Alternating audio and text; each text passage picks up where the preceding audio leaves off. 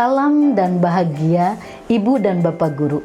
Pada materi ini kita akan membahas mengenai cara menyusun lembar amatan. Sebagai contoh, kita akan belajar menyusun lembar amatan untuk pelajaran bahasa Indonesia di SMP. Lembar amatan adalah salah satu bentuk dari asesmen formatif.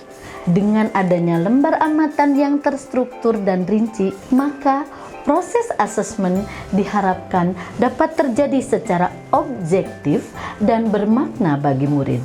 Pada materi asesmen S, for, dan of learning dinyatakan bahwa dari asesmen, guru juga mendapatkan umpan balik untuk memperbaiki cara mengajar atau memfasilitasi pembelajaran. Oleh karena itu, jika dilakukan secara objektif dan tepat sasaran, maka proses pembelajaran dapat berjalan secara efektif dan bermakna bagi murid dan guru.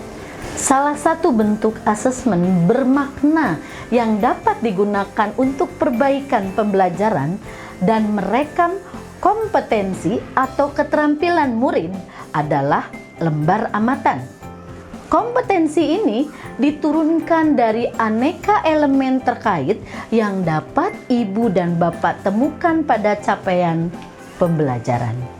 Pada mata pelajaran bahasa Indonesia misalnya, lembar amatan merekam perkembangan kompetensi murid dalam hal menyimak, membaca, memirsa, berbicara, serta menulis. Isi lembar amatan akan berhubungan erat dengan tujuan pembelajaran kita di kelas. Mari kita amati contoh berikut. Ibu Wati adalah seorang guru bahasa Indonesia kelas 9. Beliau hendak mengajar pemaknaan teks cerita pendek kepada murid-muridnya. Salah satu bentuk instrumen asesmen yang dapat disusun oleh Ibu Wati adalah lembar amatan. Mengapa lembar amatan? Sebelum menyimpulkan bahwa seorang murid mampu atau tidak mampu mencapai kompetensi yang dituju, ada tahapan yang perlu dilakukan guru. Salah satunya adalah observasi atau pengamatan perinci terhadap sikap dan keterampilan murid terkait dengan kompetensi yang akan dicapai. Kapan guru perlu membuat lembar amatan? Lembar amatan berfungsi untuk mengamati keterampilan yang tidak dapat diukur melalui penugasan atau tes. Oleh sebab itu, lembar amatan tidak perlu dibuat untuk setiap aktivitas. Saat merencanakan dan menyusun sebuah kegiatan, penugasan, atau tes, guru dapat menganalisis kebutuhan mereka.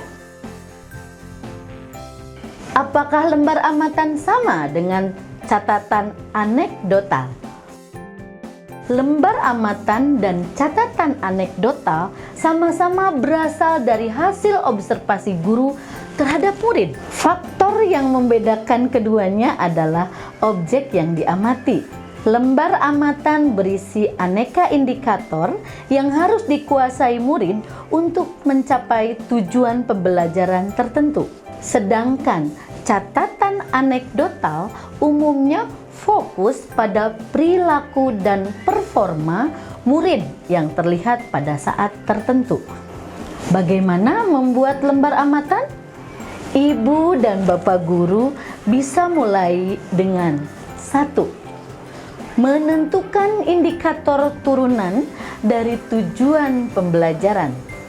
Apa saja keterampilan yang perlu dikuasai murid untuk mencapai tujuan pembelajaran? 2. Membuat pemetaan berdasarkan tingkat penguasaan murid. Pemetaannya bisa seperti sudah mencapai, sedang belajar, belum mencapai. Proses memetakan murid seperti ini termasuk ke dalam asesmen diagnostik. Materi ini sudah Ibu dan Bapak guru pelajari pada video sebelumnya. Sekarang kita lihat bagaimana Bu Wati mengaplikasikan tahapan ini di kelasnya saat akan membuat lembar amatan. Ia mulai dengan menentukan indikator dari tujuan pembelajarannya. Untuk dapat mengenali gagasan dan pesan, maka tentunya murid harus mampu memahami bacaan dengan baik. Kemampuan itu dapat terlihat dari penguasaan mereka terhadap aneka unsur intrinsik cerita. Lalu, apalagi? Bisakah kita mengaitkannya dengan keterampilan yang lain?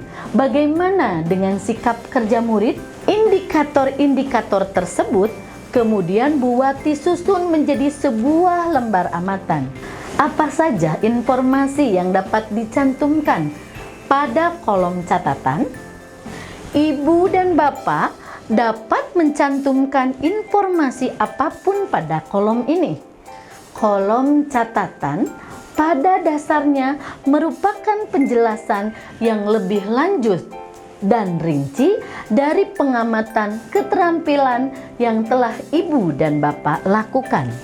Kolom catatan dapat berisi keterampilan spesifik yang perlu dikembangkan murid, rencana umpan balik, bentuk tindak lanjut, sikap belajar, sikap kerja, atau keterampilan bahasa lainnya.